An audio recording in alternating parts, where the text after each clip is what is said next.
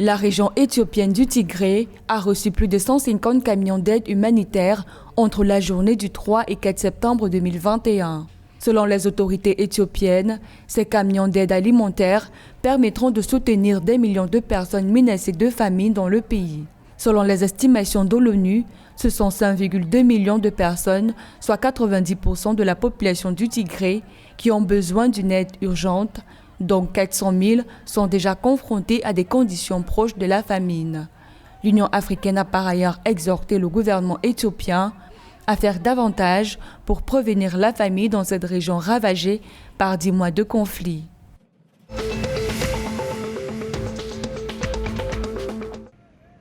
Le Soudan du Sud se dote d'une nouvelle unité de production d'oxygène.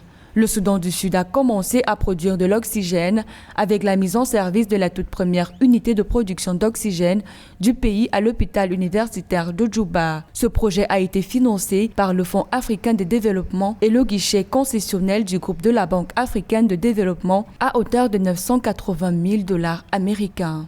Il permettra par ailleurs de combattre la Covid-19 dans ce pays d'après les autorités.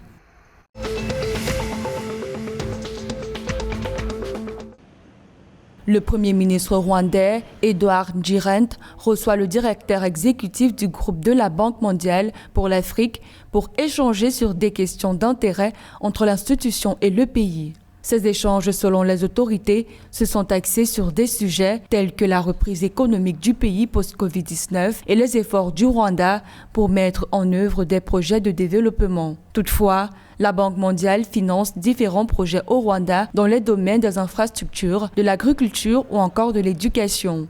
Selon des observateurs, cette rencontre indique d'éventuelles nouvelles collaborations entre le pays et l'institution.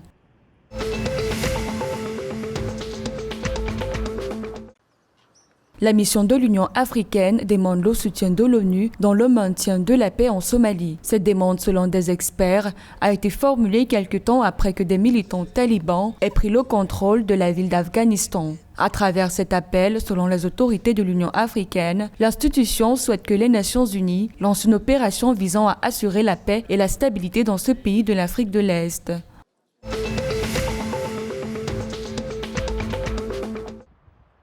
Les autorités soudanaises condamnent les déclarations de l'armée éthiopienne. Le 4 septembre 2021, le ministère soudanais des Affaires étrangères a rejeté des déclarations selon lesquelles des groupes armés étaient entrés dans le pays par la frontière soudanaise pour cibler une installation éthiopienne. Selon le ministère des Affaires étrangères, le Soudan est pleinement attaché au principe de bon voisinage et de non-ingérence dans les affaires intérieures des autres pays.